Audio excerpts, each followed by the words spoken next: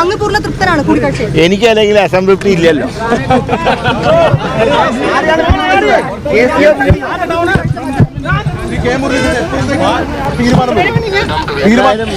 നാളെ തന്നെ എന്തായാലും ഉണ്ടാവും. നാളെ ഉണ്ടാവും. ഇന്നിപ്പോൾ മറ്റ് കൺസൾട്ടേഷൻസിനോട് നടക്കും. സാഹചര്യം എല്ലാം പറഞ്ഞോ?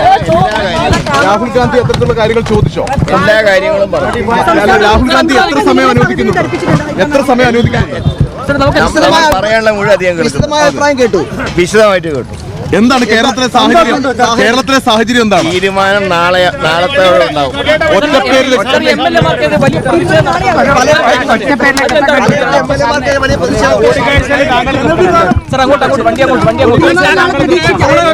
ഞാൻ ശ്രീ രാഹുൽ ഗാന്ധി ആയിട്ടുള്ള ഏത് ചർച്ചയിലും ഞാൻ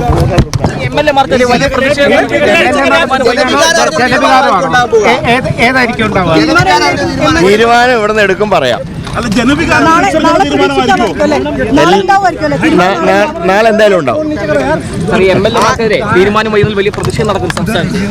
ഏതായാലും എല്ലാത്തിനും പരിഹാരം ഉണ്ടാവും.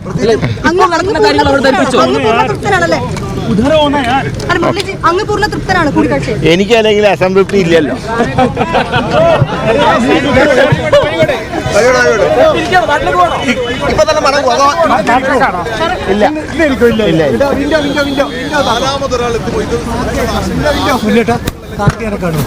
ഏതായാലും നോക്കാം. അത് എത്തിയിട്ടില്ല.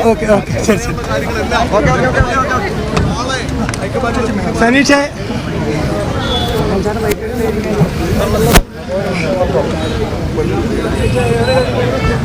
കേരള മുഖ്യമന്ത്രി 24 മണിക്കൂറിനകം തീരുമാനം എന്നുള്ളൊരു കാര്യത്തിൽ നമുക്കിപ്പോൾ ഉറപ്പ് പറയാൻ കഴിയും. കാര്യം ഇന്ന് തീരുമാനത്തിൻ്റെ പ്രധാനപ്പെട്ട ഒരു പ്രശ്നമെന്ന് പറയുമ്പോൾ നേതാക്കന്മാർ വൺ ടു വണ്ണാണ് കണ്ടുകൊണ്ടിരിക്കുന്നത്. ഒരാൾക്ക് ഒരു 15 മിനിറ്റ് കൊടുത്ത് അവർ സംസാരിച്ചതിന് ശേഷം മാത്രമാണ് അടുത്ത ആളെ കടത്തിവിടുന്നത്. ഇപ്പോൾ തിരുവഞ്ചൂരിൻ്റെ സംസാരിച്ചു, അതിനുശേഷം കെ സുധാകരൻ സംസാരിച്ചു, പിന്നീട് ഇപ്പോൾ കെ മുരളീധരൻ സംസാരിച്ചു. ഇനി സംസാരിക്കാനുള്ള വർക്കിംഗ് പ്രസിഡന്റുമാർ ഇപ്പോഴും 10 ജനുവരിൽ തന്നെ തങ്ങുകയാണ്. അതേസമയം ഇനിയിപ്പോൾ പ്രധാനമായും ഇനി മൂന്നരയോടുകൂടിയാണ് VM സുധീരൻ സംസാരിക്കുന്നത്. ഏറ്റവും ഒടുവിൽ സംസാരിക്കുന്നത് VM സുധീരനാണ്. ഈ വന്നിരിക്കുന്ന നേതാക്കന്മാരിൽ 10 പേരിൽ 8 പേരും KC അനുകൂലികളാണ് എന്നുള്ള കാര്യമാണ് എടുത്തു പറയേണ്ടത്. അതേസമയം VD സതീശനെ മുഖ്യമന്ത്രിയാക്കണമെന്ന് സഭാകക്ഷി നേതാവാക്കണം എന്ന് ഉറപ്പിച്ചു പറയുന്നത് കെ മുരളീധരൻ മാത്രമാണ്.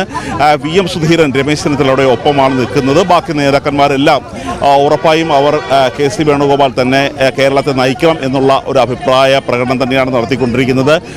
ഇന്ന് വൈകിട്ട് 5 മണിയോടുകൂടിയാണ് മല്ലികാർജ്ജുന ഖാർഗെ എത്തുന്നത്. ചാർട്ടേഡ് വിമാനത്തിൽ കർണാടകയിൽ നിന്നും മല്ലികാർജ്ജുന ഖാർഗെ എത്തിയതിനു ശേഷം ഒരു തീരുമാനമെടുക്കും.